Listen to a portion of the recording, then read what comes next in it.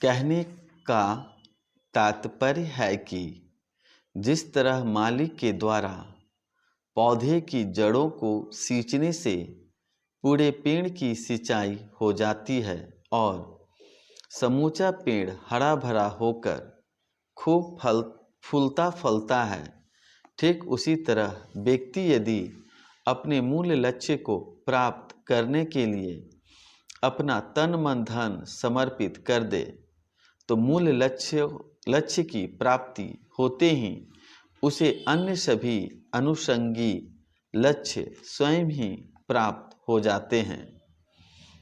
उपरोक्त बात से स्पष्ट होता है कि व्यक्ति को अपने जीवन के मूल लक्ष्य की पहचान करके उसे हासिल करने के लिए अपना सब कुछ न्योछावर कर देना चाहिए, क्योंकि मूल लक्ष्य प्राप्त होने पर अन्य सहायक लक्ष्य सरलता से प्राप्त हो जाते हैं।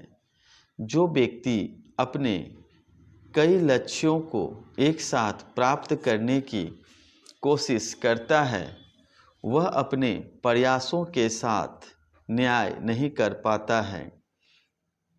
एक से अधिक लक्ष्यों को एक साथ हासिल करने की कोशिश का अर्थ है अपनी ऊर्जा, अपनी निष्ठा एवं एकाग्रता तथा अपने समय को अनेक भागों में विभाजित करना आदि।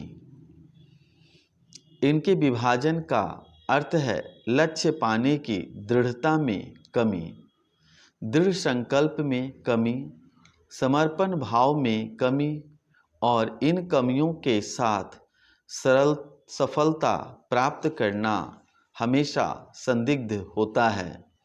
सफलता प्राप्त करने के लिए आवश्यक है कि व्यक्ति अपने तन मन एवं धन को किसी बिंदु विशेष अर्थात लक्ष्य विशेष के लिए पूरी तरह समर्पित कर दे।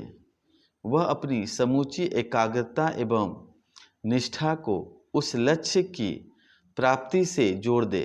लेकिन यदि लक्ष्य ही अनेक होंगे तो निश्चित रूप से एकाग्रता एवं निष्ठा भी विभाजित होगी और यह लक्ष्य प्राप्ति को संदेहास्पद बना देगी। एक ही समय में अनेक कार्यों को प्रारंभ करने से कोई भी कार्य पूर्णता तक नहीं पहुंच पाता। परिणाम स्वरूप हमारे सभी कार्य अधूरे रह जाते हैं। इसलिए हमें अतिशय व्यग्रता न दिखाते हुए एक समय में कोई एक काम ही पूरी तल्लीनता एवं निष्ठा के साथ करना चाहिए ताकि हम एकाग्रचित होकर उसमें सफलता प्राप्त कर सके। कहा भी गया है कि एक साथ दो नावों में पैर रखने वाला व्यक्ति कभी भी किनारे तक नहीं पहुंच सकता।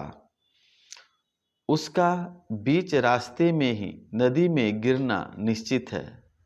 दूसरी ओर एक ही नाव में सवार होकर यात्रा करने वाला व्यक्ति निश्चित रूप से नदी को पार कर लेता है। जिस तरह बिना विचार किए किसी कार्य को करना विपत्तियों को आमंत्रण देना है,